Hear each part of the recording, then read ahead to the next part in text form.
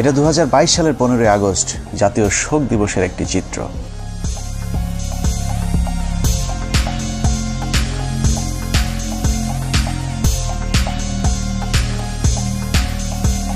শোকে মুহ্যমান জাতির শোককে শক্তিতে রূপান্তর করে তার প্রদর্শনও দেখিয়েছে বিভিন্ন জায়গায়। খিচুড়ি নিয়ে মারামারি সহ 15 আগস্ট উপলক্ষে তোলা চাঁদাবাজির টাকা নিয়েও কামড়াকামড়ি করেছে শেখ মুজিবের আদর্শিক পুতুরেরা।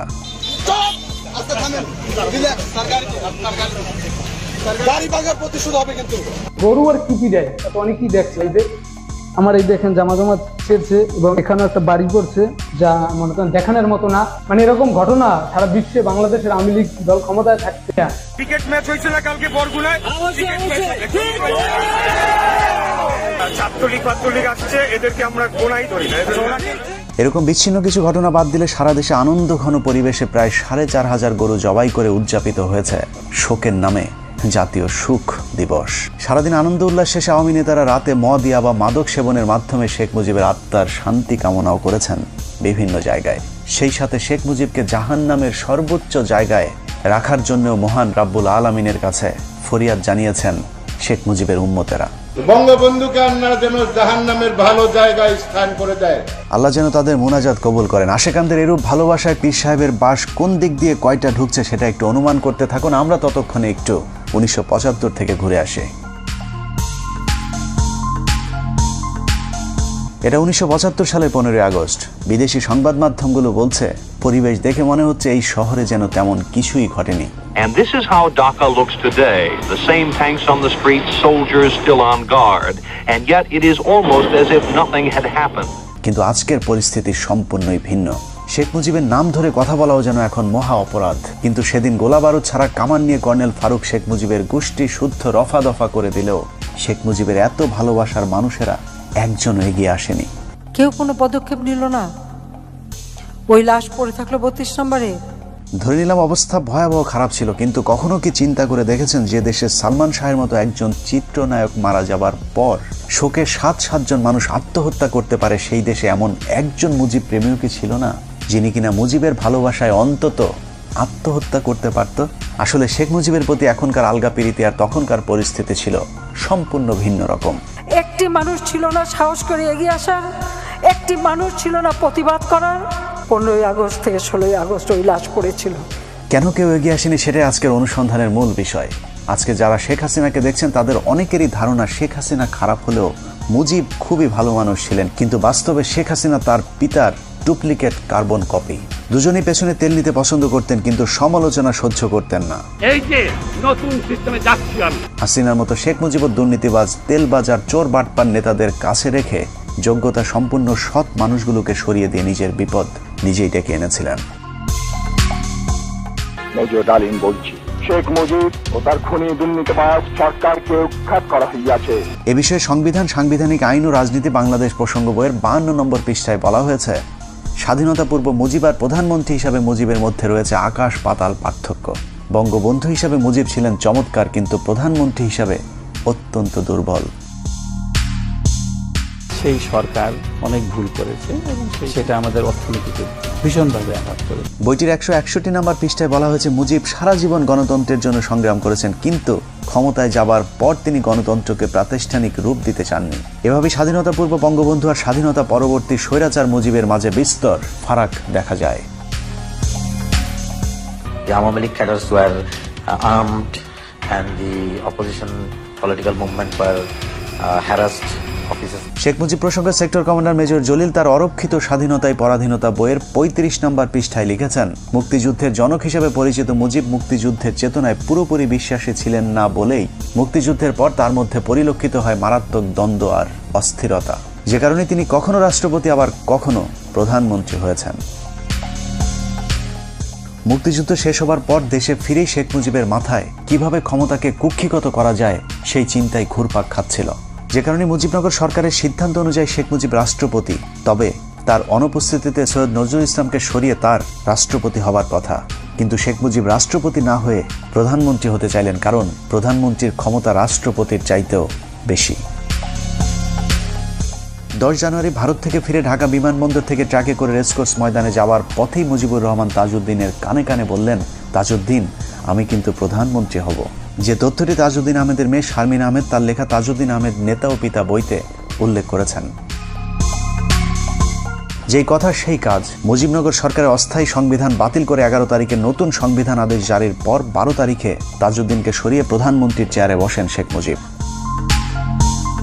তার ঠিক 10 দিন পর 22শে জানুয়ারি রাষ্ট্রপতির পদ থেকে সৈয়দ নজরুল ইসলামকে সরিয়ে মুজিবের পছন্দের মানুষ বিচারপতি আবু সাইদ চৌধুরী ও পরে মোহাম্মদ উল্লাহকে রাষ্ট্রপতির পদে বসান। তবে দুজন রাষ্ট্রপতির সাথে মুজিব চাকরের মতো আচরণ করতেন। সংবিধান, সাংবিধানিক আইন ও রাজনীতি বাংলাদেশ প্রসঙ্গ বইয়ের 47 নম্বর পৃষ্ঠায় বলা হয়েছে, 72 থেকে 75 শেখ মুজিব প্রধানমন্ত্রী থাকাকালীন দুজন রাষ্ট্রপতির একজনকেও তিনি পাত্তা দিতেন না। মুজিবের অগণতান্ত্রিক ও অসাংবিধানিক কাজের বিরুদ্ধে কথা বলার সাহস ছিল না তাদের। একই পৃষ্ঠায় বলা হয়েছে, মুজিব আর ক্যাবিনেট সদস্যদের সম্পর্ক ছিল প্রভু আর ভিত্তের মতো। ক্ষমতা পেয়ে বদলে যাওয়া মুজিবের একনায়কতন্ত্রের বিরুদ্ধে যে যখন প্রতিবাদ করেছে তাকেই তিনি তখন শায়েস্তা করেছেন।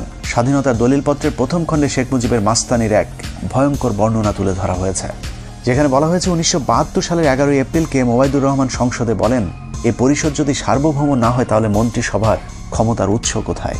মাননীয় স্পিকার, আমার দাবি অবিলম্বে এই গণপরিষদকে স্বাধীন বাংলাদেশের পার্লামেন্ট হিসেবে ঘোষণা করা হোক।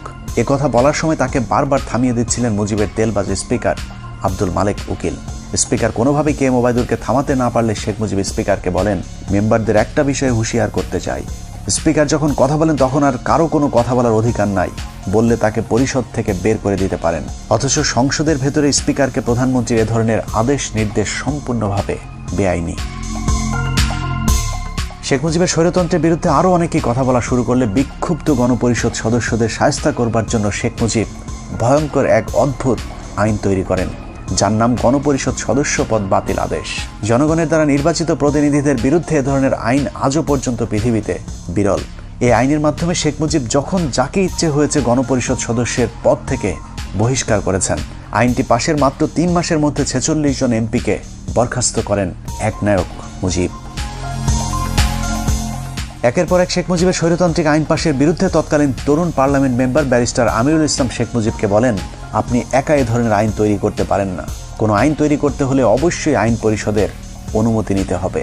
এতে ক্ষিপ্ত হয়ে মুজিব আমিরুল ইসলামকে বলেন, তুমি একজন অদক্ষ যুবক, তুমি দেশ পরিচালনার কি জ্ঞান রাখো? একই পৃষ্ঠায় বলা হয়েছে, মুজিব জরুরি অবস্থার ভয় দেখিয়ে বলেন, আমি চাইলে 3 বছরের জন্য কোনো কথা হবে না, কোনো সমালোচনা সহ্য করা হবে না, কোনো গণতন্ত্র চলবে না।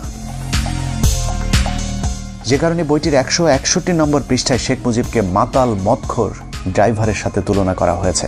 বিখ্যাত ইতিহাসবিদ ব্যারিস্টার আব্দুল হালিম তার বইতে লিখেছেন, মুজিব ছিল প্রাতিষ্ঠানিক শিক্ষাহীন নেতা, গণতন্ত্রে অশিক্ষিত মূর্খ নেতা হলো মাতাল ড্রাইভারের মতো। শেখ মুজিবের করুণ পরিণতির জন্য যে আইনটি নিয়ামক হিসাবে ভূমিকা পালন করেছে তা হলো রক্ষী বাহিনী অ্যাক্ট। 1972 সালের 8 ফেব্রুয়ারি ভয়ঙ্কর জাতীয় রক্ষী বাহিনী আইন পাশের মাধ্যমেই সেনাবাহিনীকে খেপিয়ে তুলেছিলেন Mujib. State apparatus and physical force. So Rakhi Bahini was launched. The Awami League cadres were armed and the opposition political movement were harassed. সেনাবাহিনী যেন তাকে কখনো ক্ষমতা থেকে সরাতে না পারে, সেজন্যই মূলত তিনি সেনাবাহিনীর আদলে এই বাহিনী গড়ে তোলেন, যা পৃথিবীর ইতিহাসে আজ পর্যন্ত কোনো রাষ্ট্রপ্রধান করেননি। এ প্রসঙ্গে শেখ মুজিবের রাজনৈতিক সহচর মিজানুর রহমান চৌধুরী লিখেছেন, রক্ষী বাহিনীর তত্ত্বাবধানের দায়িত্ব ছিল শেখ মুজিবের রাজনৈতিক সচিব তোফায়েলের উপর, যে কারণে রক্ষী বাহিনীর পোশাক সহ যে কোনো সুযোগ সুবিধা খুব দ্রুত শেখ মুজিবের কাছ থেকে অনুমোদন করানো যেত। কিন্তু সেনাবাহিনীর ক্ষেত্রে তা ছিল সীমিত। সামরিক বাহিনীর প্যাটার্নে রক্ষী বাহিনী গঠন হলেও তাদের কর্তব্য পালনে কিংবা ক্ষমতা প্রয়োগের উৎস হিসেবে সংসদের কোনো আইন ছিল না। এক পর্যায়ে রক্ষী বাহিনীকে আইন শৃঙ্খলা রক্ষায় পুলিশের মতো দায়িত্ব দেওয়া হয়, বিশেষ করে জাসদ কিংবা চীনপন্থীদের অর্থাৎ ভারত বিরোধীদের দমন করার জন্য নামানো হয়। কিন্তু এ কাজে গিয়ে তারা যে বাড়াবাড়ি করে তাতে জনগণের কাছে আতঙ্কের এক মূর্ত প্রতীক হয়ে দাঁড়িয়েছিল রক্ষী বাহিনী। পাশাপাশি সেনাবাহিনীরও হিংসার পাত্র হয়ে দাঁড়ায়। কেউ কেউ এমন কথাও বলেছে যে এর চেয়ে পাকিস্তান আমলই তো ভালো ছিল। মুজিব ক্ষমতায় টিকে থাকার জন্য হাজার হাজার রাজনৈতিক কর্মীকে হত্যা করে, জাসদের 10,000 কর্মীকে জেলে রাখে, মোশাররফ হোসেনকে হত্যা করে, সিরাজ সিকদারকে হত্যা করে। সশস্ত্র রক্ষী বাহিনীর এসব সন্ত্রাসী কার্যকলাপকে প্রতিহত করতেই সশস্ত্র জাসদ গণবাহিনী প্রতিষ্ঠা অনিবার্য হয়ে পড়েছিল। শতভাগ মুক্তিযোদ্ধাদেরকে নিয়ে গঠিত রক্ষী বাহিনীর অত্যাচারের কারণে ওই সময় ব্যাপক জনপ্রিয় হয়েছিল শতভাগ মুক্তিযোদ্ধাদের নিয়ে গঠিত দল জাসদ, যার ফলে 1973 সালে নির্বাচনে আওয়ামী লীগের প্রধান প্রতিদ্বন্দ্বী হয়ে দাঁড়ায় জাসদ নামক নতুন ওই রাজনৈতিক দলটি। মানুষের সিভিল রাইট এবং মানুষের ফান্ডামেন্টাল রাইটস এগুলি কাঠিল করে দিয়ে মুজিব ক্ষমতা থাকার চেষ্টা করে। শেখ মুজিবের দুঃশাসন আর সন্ত্রাসী রক্ষী বাহিনী নির্যাতনে অতিষ্ঠ হয়ে 1973 সালে নির্বাচনে জাসদকেই ভোট দিয়েছিল মানুষ, কিন্তু শেখ মুজিব স্বাধীন বাংলাদেশের প্রথম নির্বাচনে ভোট ডাকাতি করে জাসদের জয় ছিনিয়ে নেয়। সংবিধান, সাংবিধানিক আইন ও রাজনীতি বাংলাদেশ প্রসঙ্গ বইয়ের 51 পৃষ্ঠায় শেখ মুজিবের ভোট চুরির এক অকল্পনীয় বর্ণনা দেওয়া হয়েছে, যেখানে বলা হয়েছে 1973 সালে নির্বাচনে ভোট গ্রহণ শেষে যখন বেতার টিভিতে ফল ঘোষণা হচ্ছিল, তখন আওয়ামী লীগ যখন দেখল তাদের প্রথম সারির কয়েকজন নেতাই পরাজিত হয়েছে, তখন তাদের মধ্যে আতঙ্ক কাজ করেছিল, যে কারণেই তারা মিডিয়া কুয়ের আশ্রয় নেয়। কেন্দ্রীয় প্রচার কমিটিকে বাদ দিয়ে গণভবনের কন্ট্রোল রুমে ফলাফল প্রচারের দায়িত্ব নিয়ে ভোট গণনা বন্ধ করে দেওয়া হয়। আওয়ামী লীগের কতিপয় নেতাকে জোর করে জেতানোর জন্য কয়েকটি কেন্দ্রে হেলিকপ্টার পাঠিয়ে সেখানকার ব্যালট বাক্স ছিনিয়ে এনে নতুন ব্যালট রেখে আসা হয় ভোট কেন্দ্রগুলোতে। সর্ববৃহৎ ভোট পেয়ে আমার বাবা পুরা বাংলাদেশের মধ্যে সর্ববৃহৎ ভোট পেয়ে এমপি হয়েছিল এবং বিবিসি থেকে ডিক্লেয়ার দিয়েছিল। কিন্তু শেখ মুজিব উঠে সহ্য করতে না পারে আমার বাবার বিরুদ্ধে যে দাঁড়াছিল এম সিদ্দিক, ও মাত্র 10,000 ভোট পাইছিল, আমার বাবা পেয়েছিল 90,000 ভোট। তারপরে ওকে ডিক্লেয়ার দিছে, আমার বাবাকে বল প্রয়োগ করে এবং ঘেরাও, ও আমার বাবাকে বাড়ির মধ্যে ঘেরাও রেখে এই কাজটা করা হয়েছিল। ভোট ডাকাতির মতো 1973 সালে নির্বাচনে শেখ মুজিবই প্রথম বিরোধী প্রার্থীকে গুম করার নজিরও স্থাপন করেন। 73 নির্বাচনে শেখ মুজিব 4টি আসনে মনোনয়ন জমা দেন। এর মধ্যে ভোলার জাসদ নেতা ডাক্তার আজারউদ্দিন ছিলেন শেখ মুজিবের শক্তিশালী প্রতিদ্বন্দ্বী, যে কারণে মুজিব তাকে মনোনয়নপত্র জমার দিনই অপহরণ করে ওই আসনে বিনা প্রতিদ্বন্দ্বিতায় জয়লাভ করেন। ওই সময় গণকণ্ঠ পত্রিকাটি ব্যাপক জনপ্রিয় এবং সরকারের সমালোচক ছিল, যে কারণে পত্রিকাটির নির্বাহী সম্পাদক আফতাব উদ্দিনকে জোর করে গাড়িতে তুলে চোখ বেঁধে নিয়ে যায়। তাদের বিরুদ্ধে কোনো কথা পত্রিকায় লেখা যাবে না শর্তে রাত 9টার দিকে তাকে ছেড়ে দেওয়া হয়, যে তথ্যটি জাসদের উত্থান পতন অস্থির সময় রাজনীতি বইয়ের 98 পৃষ্ঠায় উল্লেখ করা হয়েছে। জাতীয় নির্বাচনের মতো সব নির্বাচনেই ভোট চুরিতে জড়িত ছিল মুজিব ও তার পরিবার। ডাকসু নির্বাচনে জাতীয় সমাজতান্ত্রিক দলের সমর্থিত পরিষদের কাছে মুজিব সমর্থিত পরিষদ পরাজিত হতে পারে এমন খবরে শেখ মুজিবের বখাটে পুত্র শেখ কামাল ডাকসুর ব্যালট বাক্স ছিনতাই করেন। প্রতিপক্ষরা মিছিল নিয়ে বের হলে শেখ কামাল সেখানে অস্ত্র হাতে দাঁড়িয়েছিলেন, যে তথ্যটি বইয়ের 106 নম্বর পাতায় বলা হয়েছে। শেখ কামাল যে রাতে ব্যাংক ডাকাতি করতে গিয়ে গুলিবিদ্ধ হয়েছিল, সেদিনও শেখ মুজিব বলেছিলেন শেখ কামালকে তিনি হাসপাতালে দেখতে যাবেন না, কিন্তু ওই সময়ের পুলিশের আইজিপি তার এক ডায়েরিতে উল্লেখ করেছেন 2 দিন পর শেখ মুজিব তাকে ঠিকই হাসপাতালে দেখতে গিয়েছিলেন, যদিও শেখ হাসিনা ইদানিং ব্যাংক ডাকাতির ঘটনাটিকে ষড়যন্ত্র বলে দাবি করে থাকেন। কামালকে তো ব্যাংক ডাকাতি মানালো, যে মিথ্যা অপপ্রচার কিভাবে দিয়েছিল। শেখ কামালের এসব সন্ত্রাসী কার্যকলাপকে মুজিব কতটা প্রশ্রয় দিতেন তার বর্ণনা দেওয়া হয়েছে বইটির 106 নম্বর পাতায়। বলা হয়েছে, ঢাকা বিশ্ববিদ্যালয়ের ইতিহাসে এটি ছিল কলঙ্কজনক একটি দিন। একটি বিশ্ববিদ্যালয়ের ছাত্র সংসদ নির্বাচন সরকার বিরোধী ছাত্র সংগঠন জিতে যাবে, এটা মেনে নেয়ার মতো উদারতাও আওয়ামী লীগ সরকারের ছিল না। ঢাকা বিশ্ববিদ্যালয়ে তখন শেখ মুজিব একজন সমুচা মার্কা উপাচার্য নিয়োগ দিয়েছিলেন, যার নাম অধ্যাপক মুজাফফর আহমদ চৌধুরী। তার কাছে সাধারণ ছাত্ররা ভোট ডাকাতির বিষয়টির বিচার নিয়ে গেলে তিনি কোনো ব্যবস্থা নিতে অপারগতা জানান। এর পুরস্কার হিসেবে কিছুদিনের মধ্যে মুজাফফরকে শেখ মুজিব টেকনোক্রেট মন্ত্রী হিসেবে শিক্ষা মন্ত্রণালয়ের দায়িত্ব দিয়েছিলেন। মুখে বড় বড় কথা বলার ভেতরে দুর্নীতিবাজদেরকে প্রশ্রয় দেয়া, এটাই ছিল শেখ মুজিব। এভাবেই ভোট চুরির মাধ্যমে ক্ষমতায় আসার পর আওয়ামী এমপিরা লাগামহীন দুর্নীতির মাধ্যমে দেশকে দুর্ভিক্ষের দিকে ঠেলে দেয়, যে কারণে 1974 সালে দেশে ভয়াবহ দুর্ভিক্ষ দেখা দেয়। তবে আওয়ামী লীগের লোকেরা তখনও ঠিক এখনকার মন্ত্রীদের মতো বেহেশতে ছিলেন। বাস্তবে দোজকে থাকা মানুষদেরকে তখনও বেহেশতে আসি বলতে বাধ্য করা হতো। দুর্ভিক্ষ নিয়ে সরকারের সমালোচনা করলেই চলতো তার উপর নির্যাতন। ভাত দে হারামজাদা, তা না হলে মানচিত্র খাবো। আলোচিত কবি রফিক আজাদ শেখ মুজিবকে উদ্দেশ্য করে ভাত দে হারামজাদা কবিতাটি পাঠ করলে তাকে জেলে পাঠিয়ে দেন শেখ মুজিব। ইংল্যান্ডের লোক কষ্টে আছে, অন্যান্য দেশের তুলনা করলে আমরা পাকিস্তানের 37%, আমরা তো সুখে আছি, বেহেশতে আছি বলতে হবে। বর্তমানের হাসিনা সরকারের মতোই মুজিব সরকার দেশের দুর্ভিক্ষ নিয়ে মশকরা করতেন। বিদেশি একজন সাংবাদিক মুজিবকে প্রশ্ন করেছিলেন মানুষ খাবার পাচ্ছেন না, জবাবে মুজিব বলেন এই সবই গুজব, আমরা ফ্রিতে মানুষকে খাবার দিচ্ছি বলেই মাত্র 27,000 মানুষ মারা গিয়েছে, তা না হলে কয়েক মিলিয়ন মানুষ মারা যেতে পারত। it seems that many people, perhaps tens of thousands of people, are simply not getting food in this country. It's not correct. Then 27,000 people could not even die. 27,000 মানুষ মারা যাওয়াকে শেখ মুজিব কিছুই মনে করেননি, যে কারণে 1974 সালের দুর্ভিক্ষের পর সারা দেশের মানুষ মুজিব সরকারের বিরুদ্ধে ক্ষোভে ফুঁসে উঠেছিল। শেখ মুজিব তখন বুঝতে পেরেছিলেন দেশে গণতন্ত্র থাকলে বেশি দিন আর ক্ষমতায় থাকা যাবে না, যে কারণে তিনি বলেছিলেন আমাদের যে অবস্থা, আগামী নির্বাচনে আমরা 25-30টির বেশি আসন পাব না, তখন স্বাধীনতা বিরোধীরা আমাদেরকে কচু কাটা করবে। এই উপলব্ধি থেকে শেখ মুজিব জোর করে ক্ষমতায় থাকতে বাকশাল গঠনের পরিকল্পনা হাতে নেন। আজীবন ক্ষমতায় থাকার এরকম অগণতান্ত্রিক পরিকল্পনার সাথে আওয়ামী লীগ নেতারাও এক হতে পারেননি, কিন্তু যারাই বাকশালের বিরোধিতা করেছিল তাদের অবস্থা কতটা দুর্বিষহ হয়েছিল তা ওই সময়ের বিভিন্ন রাজনীতিবিদদের বক্তব্যে উঠে এসেছে। Mujib Saab went for Bakshal, which means one leader, one party, one country. Mizanur Rahman Chowdhury তার রাজনীতির 3 কাল বইতে লিখেছেন 1975 সালের 21শে জানুয়ারি সংসদীয় দলের শেষ বৈঠকে শেখ মুজিব বাকশালের পক্ষে কে কে আছে তা জানতে চেয়ে সবাইকে হাত তুলতে বলেন। বেশিরভাগ ভয়ে হাত তুলল মিজানুর রহমান চৌধুরী হাত না তুলে বক্তব্য দেওয়ার জন্য উঠে দাঁড়ালে শেখ মুজিব তাকে উচ্চ স্বরে ধমক দিয়ে বলেন, তুই বস, তুই বস। মিজানুর রহমান বসে পড়ার পর তাকে হাত তুলতে বললেও তিনি মুজিবের কথা শুনেননি। এরপর সংসদ থেকে বেরিয়ে বাসায় গিয়ে জানতে পারেন শেখ মুজিব স্বরাষ্ট্রমন্ত্রী মনসুর আহমেদকে নির্দেশ দিয়েছেন মিজানুর রহমানকে কিছুদিন জেলে আটকে রেখে তার মাথা ঠান্ডা করবার জন্য। বাকশালের মাধ্যমে শেখ মুজিবের শেষ পরিণতি ঘটবে এটা সবার আগে বুঝেছিলেন তাজউদ্দিন আহমেদ। তিনি মুজিবকে বলেছিলেন, মুজিব ভাই, এজন্যই কি আমরা 24 বছর সংগ্রাম করেছিলাম?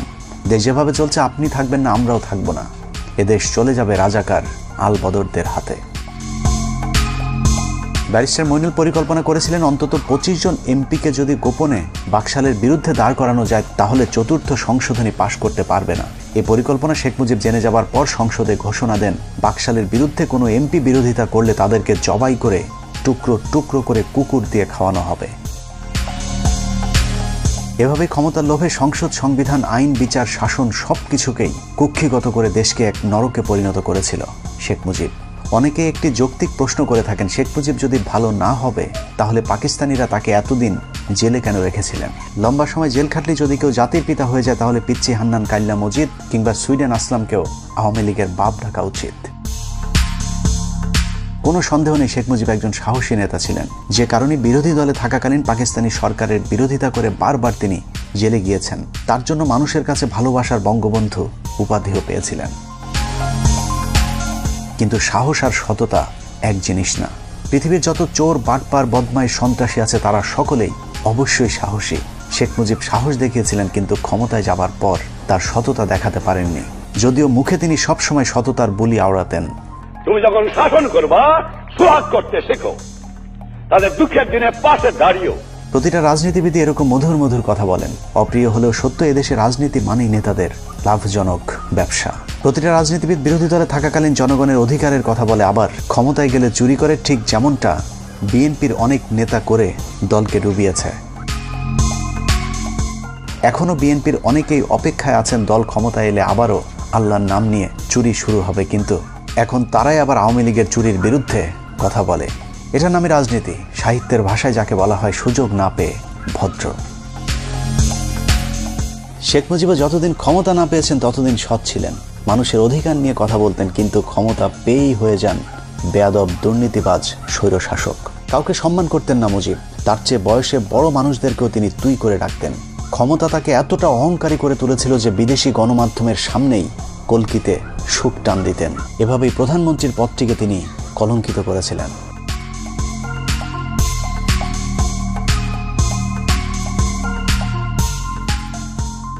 এসব কারণে মুজিবের মৃত্যুতে কেউ এগিয়ে আসেনি। সারা দেশের মানুষ মিষ্টি বিতরণ করে খেয়েছিল। ঢাকা শহরের কোনো দোকানে সেদিন মিষ্টি খুঁজে পাওয়া যায়নি। একটি মানুষ ছিল না প্রতিবাদ করার? কেন করতে পারেনি? এত বড় সংগঠন, এত সমর্থক, এত লোক, কেউ তো একটা কথা বলার সাহস পায়নি। খোদ আওয়ামী নেতারাও তার লাশ দেখতে যাননি। এতদিন মুজিবের চামচামো করা স্পিকার আব্দুল মালেক উকিল বলেছিলেন জাতি ফেরাউনের কবল থেকে মুক্তি পেল। মুজিবের কাছের সহচর আতাউর রহমান খান 15 আগস্টকে নাজাত দিবস ঘোষণা করেছিলেন। শেখ মুজিবুর রহমানের বিরুদ্ধে যা করছে, তারা তাকে যারা খুন করলো, মাওলা দয়া মাফ করিয়া শেখ মুজিবুরের খুনিদেরকে জান্নাতের বাগান বানাই দাও। 1975 সালে বাঙালি ফেরাউনের হাত থেকে নাজাত পেয়েছিল, আর 2022 সালে নমরুদের মায়ের হাত থেকে নাজাত চায়। আল্লাহ হাফেজ।